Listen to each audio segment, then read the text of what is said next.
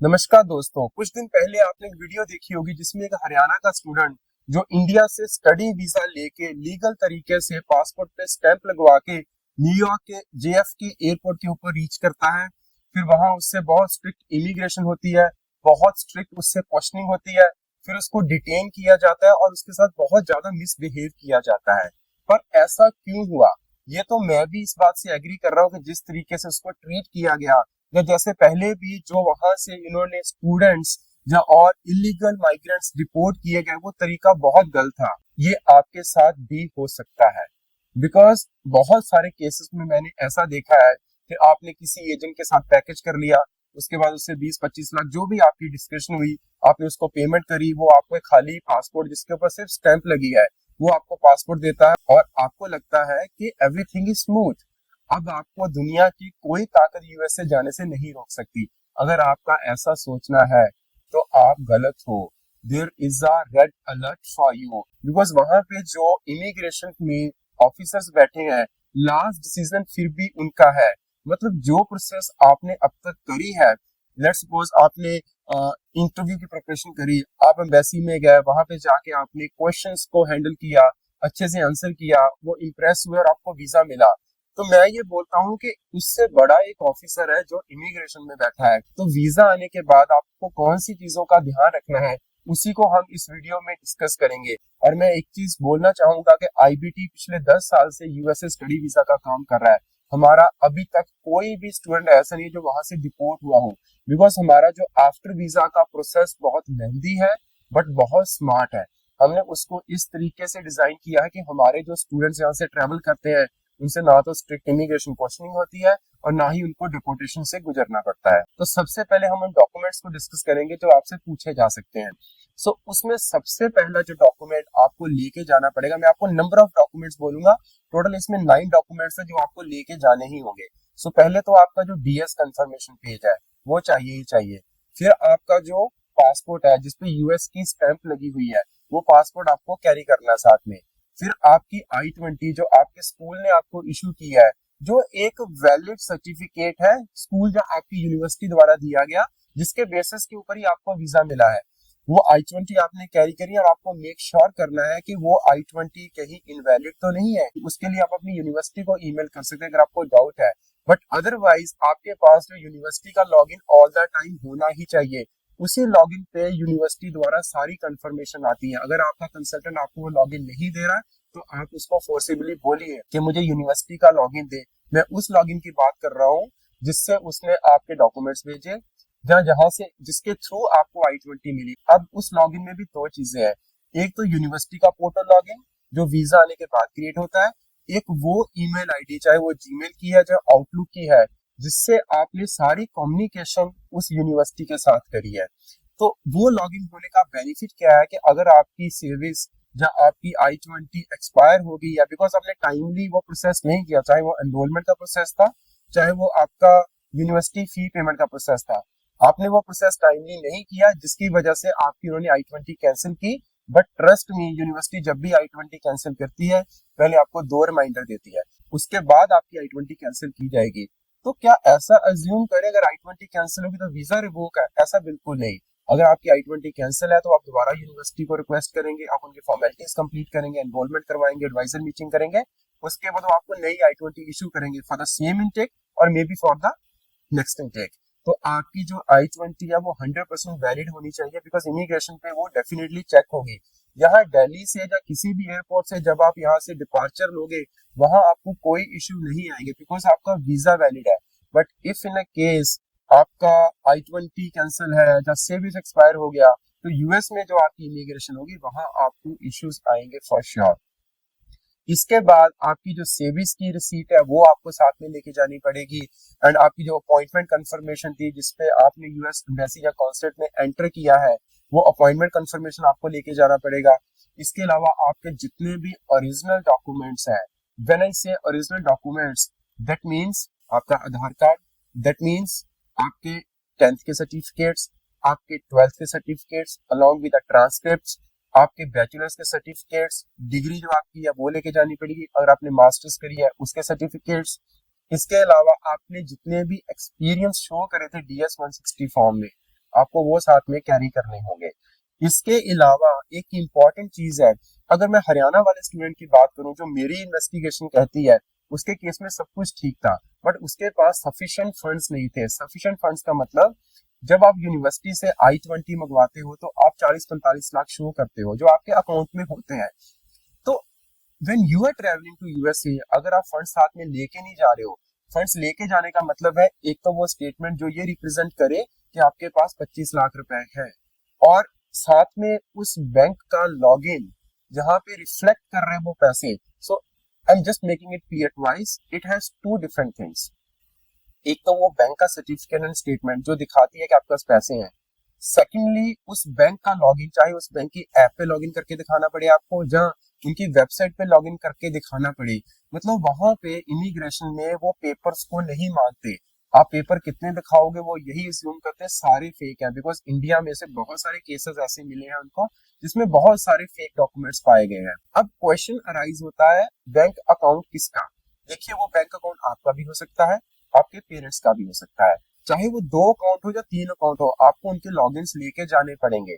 Secondly, कितने funds. देखिए, अगर तो आपकी यूनिवर्सिटी ऐसी है जिसने ये बोला कि आप इंडिया से फीस पे नहीं कर सकते, आपको यूएस में आके ही फी पे करनी, वो एनरोलमेंट के नाम पे $500,000 ले लेते हैं, but rest of the fee they ask to pay once you reach the university. If this is your case, तो उसके केस में आपको 32 to 33 लाख अकाउंट में लेके जाने पड़ेंगे। बट अगर आपने ऑलरेडी यूनिवर्सिटी की फी पे की है जो 5 से 7 लाख है, तो उस केस में आपको 25 लाख अकाउंट में लेके जाने पड़ेंगे।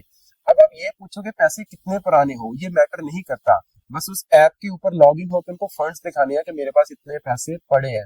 या इसके अलावा आप ये फंड्स अपने फॉरेक्स कार्ड में भी दिखा सकते हैं, बट वो किसी भी बैंक स्टेटमेंट या ऐसी चीज को नहीं अज्यूम करते। मैंने देखा स्टूडेंट एफडी लेके चला गया था, तो ऐसी सब चीजों को वो एक्सेप्ट नहीं करते। तो ये सबसे इंपॉर्टेंट चीज है, दैट इज योर फाइनेंशियल, जिसके ऊपर सबसे ज्यादा वहां पे आज की डेट में क्वेश्चनिंग होती है।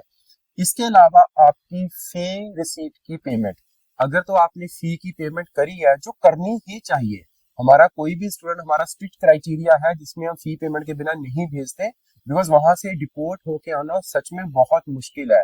हम सबके बहुत बड़े ड्रीम्स होते हैं, हमारी सारी कमाई उस वीजा पे लगी होती है।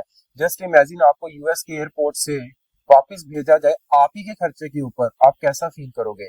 सो अगर आप इस डेपोटेशन से बचना चाहते हैं तो आपको ये स्टेप्स फॉलो करने ही होंगे। और मैं आपको डरा नहीं रहा हूँ, ऐसा नहीं है कि ट्रम्प के आने के बाद ये चीजें हुई है, हम इतने सालों से कर रहे हैं, ये डिपोर्टेशन प्रोसेस बहुत टाइम से चल रहा है। ये 4 साल पहले भी बच्चे डिपोर्ट होते थे जो ये फॉर्मेलिटीज नहीं करते थे, और आज भी ऐसा ही हो रहा है। सो उसके बाद आपकी फी पेमेंट की स्लिप, आपको मिनिमम 1 सेमेस्टर की फी पे करनी होगी। यू कैन रफली अज्यूम 6 to 7 लाख आपको पे करना ही होगा। उसके बाद और कौन सी चीजें हैं जो इंपॉर्टेंट है, ये तो होगी डॉक्यूमेंट्स की बात जो आपको लेके जाने होंगे। इसके अलावा और कौन सी चीजें हैं जो इंपॉर्टेंट है, जो आपके दिमाग में होनी चाहिए, जहां आपके पास वो फोन में लॉगिन होनी चाहिए। एक तो रहा आपका यूनिवर्सिटी पोर्टल लॉगिन। जब आपका वीजा आता है, यूनिवर्सिटी आपको एक पोर्टल देती है, तो वो लॉगिन आपके पास होना चाहिए, बिकॉज वही एक पोर्टल है जो आपको यूनिवर्सिटी के साथ 24/7 कनेक्ट करता है। वही एक पोर्टल है जिसके थ्रू एडवाइजर मीटिंग होती है। वही एक पोर्टल है जिसमें आप अपने क्रेडिट्स चूज करते हो। वही एक पोर्टल है जिसमें आप सब्जेक्ट्स चूज करते हो।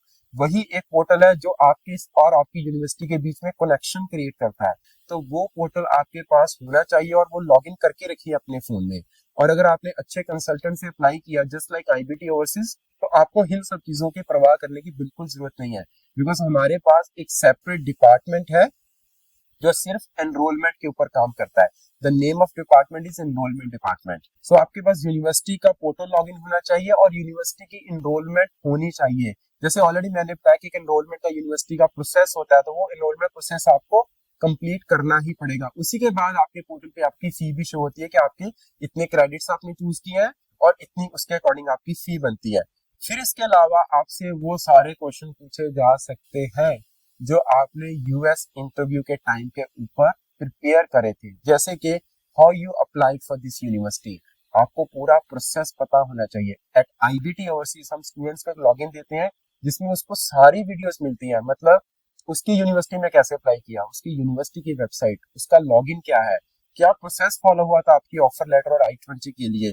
फिर इसके बाद आता है आपने DS-160 फॉर्म कैसे भरा, अगर आपको इस सब चीज की नॉलेज नहीं है तो आप आईबीटी ओवरसीज में हमसे बात कर सकते हैं।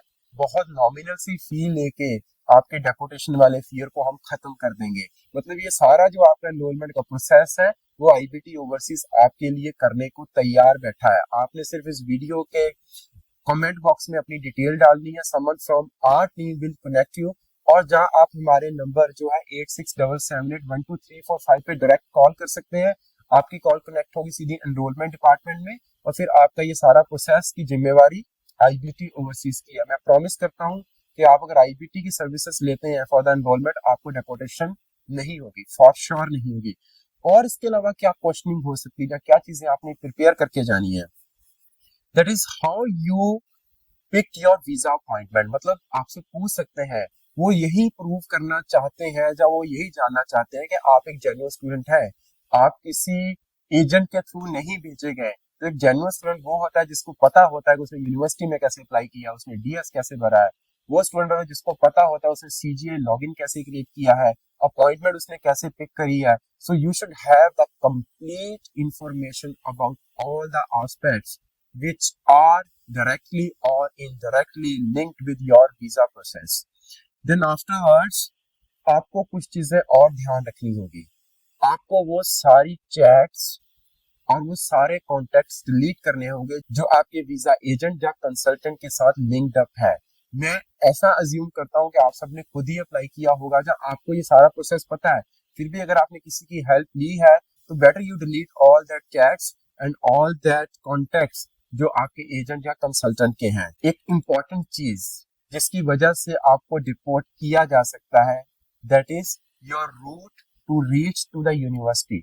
ना सपोज आपकी यूनिवर्सिटी है California State University Northridge, instead of taking direct flight to California और I would say San Diego या सैन फ्रांसिस्को, आप फ्लाइट ले रहे हो जाके न्यूयॉर्क की जेएफके की। अब दोनों ऑपोजिट एंड है यूएस में, तो आप कहीं भी प्रूव नहीं कर पाओगे कि मैं न्यूयॉर्क क्यों उतरा, अनलेस एंड अनटिल आपका कोई और रीजन है। लेट्स सपोज आपने ऑलरेडी डिक्लेयर किया है कि मेरी आंट तो ऑलरेडी यूएस में रहती, मेरी पिटीशन भी अप्लाई थी, मेरी फैमिली ऑलरेडी यूएस में, आपने डीएस में डिक्लेयर किया है, तो आप ऐसा कर सकते हैं, कोई दिक्कत नहीं है। बट अगर आपने डिक्लेयर किया कि मेरा क्लोज रिलेटिव या मेरा कोई फ्रेंड या मेरा कोई पिटीशन का केस नहीं है, तो सेंस ही नहीं बनती कि आप किसी और रूट की तरफ जाएं। ऐसा नहीं है कि आप उसी स्टेट के उसी एयरपोर्ट पे ही जाएं जहां यूनिवर्सिटी है, बिकॉज बहुत सारी ऐसी यूनिवर्सिटी यहाँ नियर बाय एयरपोर्ट नहीं है, वहाँ इंटरनेशनल एयरपोर्ट ही नहीं है। तो उस केस में आपको शिकागो लेना पड़ेगा, उस केस में आपको न्यूयॉर्क लेना ही पड़ेगा। बट ऐसा नहीं है कि आप बिल्कुल ऑपोजिट डायरेक्शन में ट्रेवल कर रहे हैं, तो वो आपके लिए एक रेड फ्लैग है। सो एक लास्ट चीज आपसे वो इमिग्रेशन में पूछ सकते हैं कि आप यूएस में कहाँ स्टे करने वाले हो, आपने क्या कुछ होटल बुकिंग करी है। उसके लिए आप सीधा बोल सकते हो कि मैं यूनिवर्सिटी में स्टे करने वाला हूँ। जहाँ मैं सजेस्ट करता हूँ आप एक आधे दिन के लिए, जहाँ भी आपका फर्स्ट इमिग्रेशन हुआ है, लेट्स सपोज आप जेएफके न्यूयॉर्क में उतरे हैं, तो वहां पे आप एक साथ में एक आधा होटल एक दो दिन के लिए अगोडा से या किसी भी ऐप से बुक कर लो, वहां जाके भी उसकी पेमेंट की जा सकती है। सो प्लीज अगर आपका वीजा आ चुका है तो आप ऐसी गलती बिल्कुल मत करना। इस वीडियो को बहुत ध्यान से वॉच करना, बिकॉज ये वीडियो आपके लिए बहुत हेल्पफुल हो सकती है। और अगर आप इन सारे झंझट में सच में नहीं पढ़ना चाहते, then come and meet us, we are here for whole of the process. बहुत नॉमिनल फी लेके हम आपके यूएस जाने के सपने को डेफिनेटली साकार करेंगे। Thank you so very much.